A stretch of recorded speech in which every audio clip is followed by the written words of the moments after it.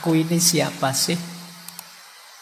Kemudian harusnya aku ini bagaimana?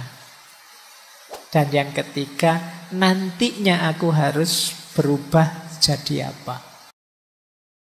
Nah, Socrates punya quotes menarik. Kenapa sih dia geser ke manusia?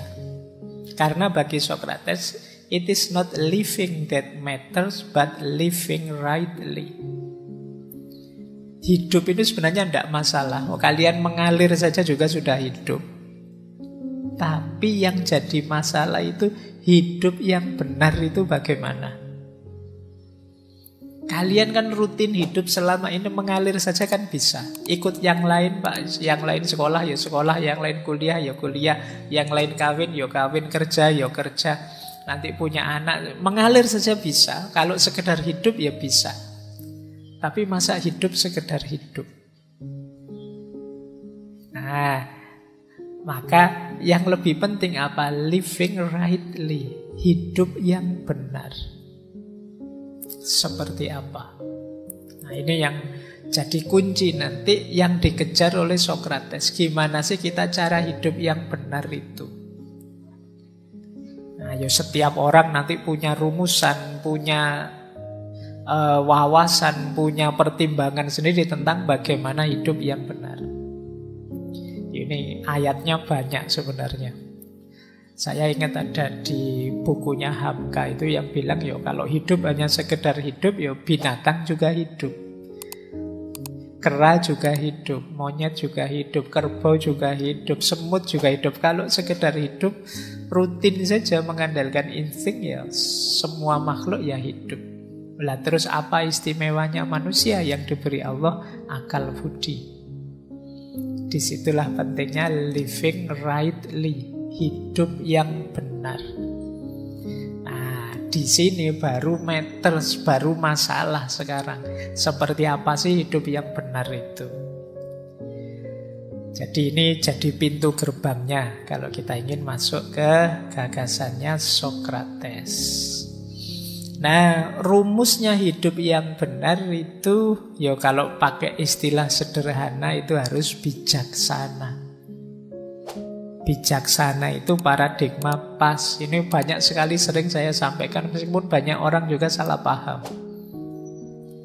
Bijaksana itu ketika kita bisa menerapkan, menggunakan, mengaplikasikan kebenaran cocok dengan ruang dan waktunya. Saya ada yang tanya, pas saya ngomong Pak, saya ngomong benar itu belum mesti bijaksana. Ada yang tanya, lu berarti kita harus salah kalau begitu Pak. Yo mikirnya tidak begitu. Jadi benar belum mesti bijaksana itu jangan hanya berhenti di kebenaran. Kadang-kadang kebenaran itu perlu tambahan kebijaksanaan. Kalau kita tidak bijaksana, seringkali kebenaran ini jadi blunder.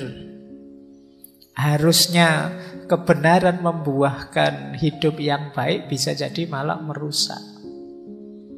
Kalau ada anak kecil terus tiba-tiba minta dibelikan mobil beneran yang harganya miliaran sama orang tuanya, terus orang tuanya bilang, nah itu tidak dijual loh mobilnya.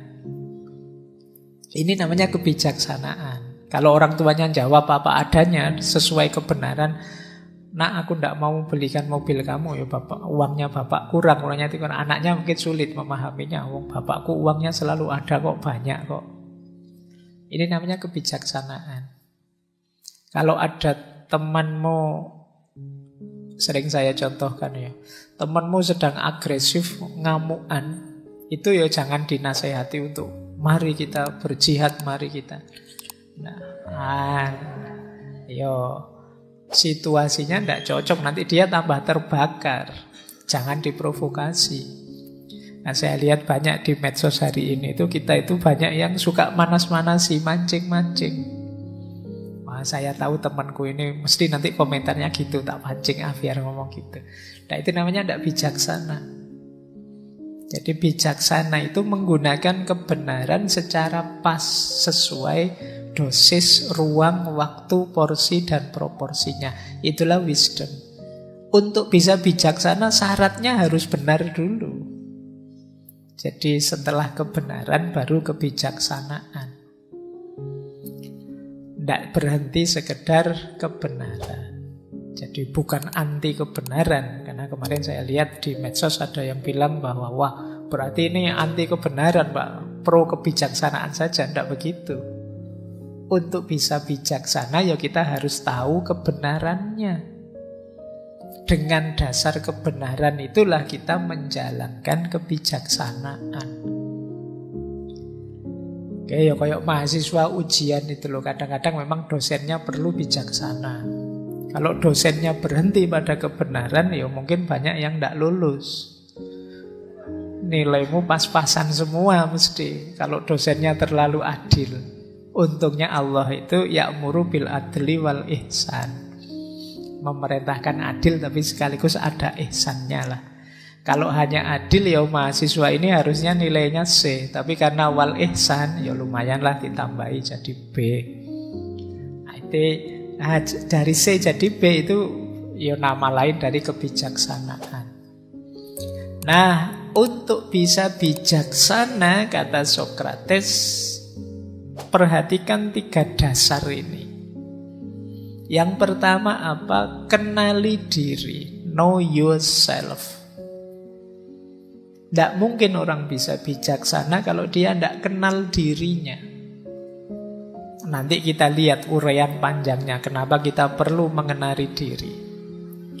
Yang kedua, examined life. Hidup yang direnungi terus-menerus, diuji terus-menerus. Karena hidup ini berkembang dinamis. Yang kemarin benar tidak pasti hari ini masih benar.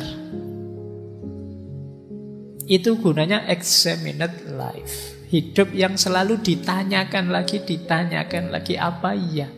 Masih harus ini, masih harus begini. Ngaji filsafat ini apa yo harus masih begini. Ada enggak formula yang lebih baik? Ini namanya examined life. Seperti waktu sesi istiqomah itu kan terakhir-terakhir saya bilang istiqomah itu puncaknya istiqomah apa? Mengistiqomahi perbaikan. Tidak sekedar mengistiqomahi kebaikan.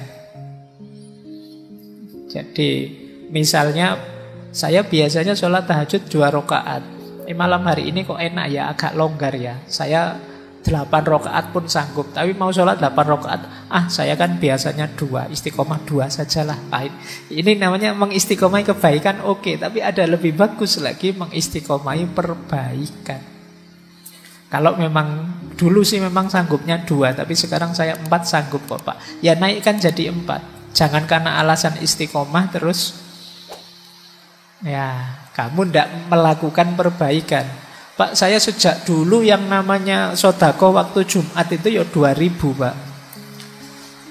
Dulu waktu tidak punya uang ya 2.000. Sekarang uangmu banyak loh, kan saya harus istiqomah Pak. Ya tetap 2.000. Itu tidak istiqomah. Kamu bisa melakukan perbaikan. Nah ini untuk tahu saatnya aku melakukan perbaikan atau tidak. Examine life. Ujilah hidupmu. Coba ditanyakan, coba direnungi. Oh iya ya, dulu saya tidak terlalu banyak uang sih, makanya cuma 2.000. Sekarang uangku banyak, masuk cuma 2.000.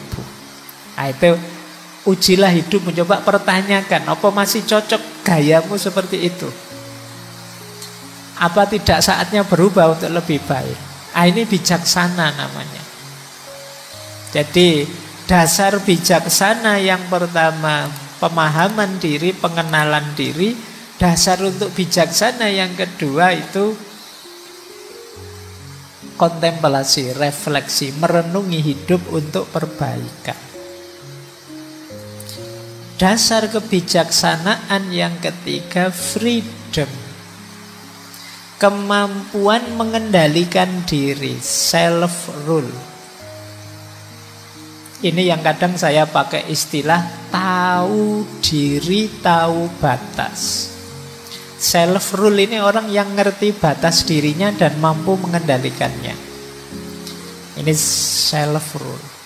Jadi orang itu bijaksana kalau dia memahami dirinya, tapi juga tidak mandek, selalu dihitung lagi, diukur lagi, direnungi lagi. Dan yang ketiga, dia mampu mengendalikan dirinya. Nah, kalau sudah punya 3 kualitas itu, baru menginginkan apa yang memang harus kita inginkan dan paham apa yang kita inginkan itu. Itulah orang bijaksana. Ini kalau versinya Socrates, wanting what you ought to want and knowing what that is. Jadi menginginkan apa yang harusnya kita inginkan dan tahu apa yang harus kita inginkan itu. Banyak orang hari ini ingin sesuatu tapi dia tidak paham. Kenapa kok saya ingin itu? Kenapa kok aku butuh ini, perlu itu? Jadi itulah orang bijaksana. Pak Faiz kok suaranya sekarang tambah keras? Ya sekarang hujan. Kalau hujan gini saya suaranya lembut kayak awal-awal tadi, kalian tidak dengar. Nah ini namanya tahu, ada alasan ketika melakukan sesuatu, tidak asal. Kalian paham situasi, tidak kok saya sejak dulu gayanya ya gini ya, harus istiqomah gini terus, bisik-bisik kayak awal tadi ya. Padahal hujan suaranya kayak gini ya, kalian tidak akan dengar yang malam hari ini hadir. Maka agak saya keraskan sedikit. Ini yang disebut kebijaksanaan. Jadi tahu apa yang harus saya lakukan dan ngerti kenapa begitu. Bisa menjawab pertanyaan mengapa. Nah, kalian juga begitu. Biasanya ngantri masuk ke sini sudah ngambil minum. Tadi minumnya belum siap, tidak apa-apa kalian masuk. Nah sekarang ditanya kalian, enaknya kamu keluar ngambil minum atau sudahlah, tidak usah, biar saja. Nah, itu kalian harus ngerti dasarnya. Tidak sekedar males tapi tahu, tidak usah Pak, saya tidak usah keluar ngambil minum lagi, biarlah yang datang belakangan saja, nanti mengganggu kalau saya keluar atau apa. Nah, itu namanya tahu apa yang harus kamu inginkan dan ngerti dasarnya. Itulah wisdom. Oke, jadi malam hari ini kita hanya membahas tentang ini, tentang bagaimana kita mengenali diri, menguji diri, dan mengontrol diri. Biar yang kita inginkan pas. Baik, inilah quotes yang paling terkenal dari Socrates, yaitu kenali dirimu. Jadi ini kalimat ini ada yang bilang tertulis di pilar-pilarnya kuil di Delphi, di Yunani saat itu. Atau kalau pakai bahasa sana ya gnosis souton. Jadi kenali dirimu, know thyself. Ini masyhur sekali quotes ini di Yunani saat itu, karena saat itu Socrates dikenal sebagai orang yang paling bijaksana di Yunani. Jadi ada cerita muridnya Socrates ini satu ketika tanya pada mungkin peramal atau dukun atau orang tua yang paling dimuliakan saat itu di kuil Delphi. Dia tanya, kira-kira ada ndak orang yang lebih bijaksana dari guru saya Socrates? Jawabannya peramal itu, ndak ada. Jadi di seluruh Yunani itu dialah orang paling bijaksana. Dan ini memang terkenal sekali. Jadi puncaknya memang kalimat ini yang ditulis di kuil Delphi. Kenalilah dirimu. Dan itu yang di bawah juga kalimatnya Socrates sendiri. Secara umum mengenali diri itu who we are, siapa kita, who we should be, siapa kita yang seharusnya, dan yang ketiga who we will become, siapa kita nantinya. Nah, yang terakhir ini, kita ingin jadi apa sih? Hari ini kita itu apa? Idealnya kita itu harusnya bagaimana? dan nantinya kita ingin menjadi seperti apa. Ini 3 pertanyaan besar yang silahkan kita tanya pada diri kita sebagai terjemahan dari know thyself. Kenali dirimu. Aku ini siapa sih? Kemudian harusnya aku ini bagaimana? Dan yang ketiga, nantinya aku harus berubah jadi apa? Oh, itu 3 pertanyaan ini kalau kalian coba jawab itu mungkin bisa panjang, bisa jadi sak skripsi. Kamu boleh nyoba jawab pertanyaan ini nanti setelah pulang. Siapa aku? Mungkin kamu jawab pertama namamu, alamatmu, identitasmu, terus saja. Nanti uraikan siapa dirimu. Sekali-sekali kamu boleh cerita tentang dirimu pada dirimu sendiri. Aku ini orang yang seperti ini, ciriku begini, dan lain sebagainya. Kalau sudah tuntas kalian mendeskripsikan dirimu, yang kedua apa? Siapa harusnya aku? Idealnya aku ini harus bagaimana? Tadi aku bilang aku ini muslim. Muslim itu harusnya perilakuku bagaimana? Aku tadi bilang aku itu mahasiswa. Kelakuanku itu kira-kira sudah kayak mahasiswa apa belum sih? Aku tadi bilang aku ini gentleman. Gentleman itu kayak gimana? Sudah muncul apa belum? Who we should be. Dan yang ketiga, who we will become. Aku ingin jadi apa besok? Nah, ini jadi yang nomor 2 itu idealnya hari ini, yang nomor 3 idealnya besok. Yang nomor 1 kondisi konkret kita saat ini. Coba tanyakan 3 hal itu. Jadi ini agak berat karena memang yang pertama tidak ada yang bayari kamu. Yang kedua mungkin merepotkanmu. Tapi jangan lupa dasarnya nanti kamu bisa berkembang, maju, sukses dari sini. Kalau di Sokrates sih dasarnya untuk bahagia itu ini. Sulit orang bisa bahagia kalau tidak kenal dirinya. Senang mungkin bisa, makan enak kok senang ya. Atau apalah terus kamu senang. Tapi untuk bahagia tidak bisa. Untuk bahagia pertama-tama kamu harus kenal dirimu. Nah itu nanti mungkin ini kita jelaskan minggu depan ketika ngomong etika. Jadi know thyself. Kenalilah dirimu.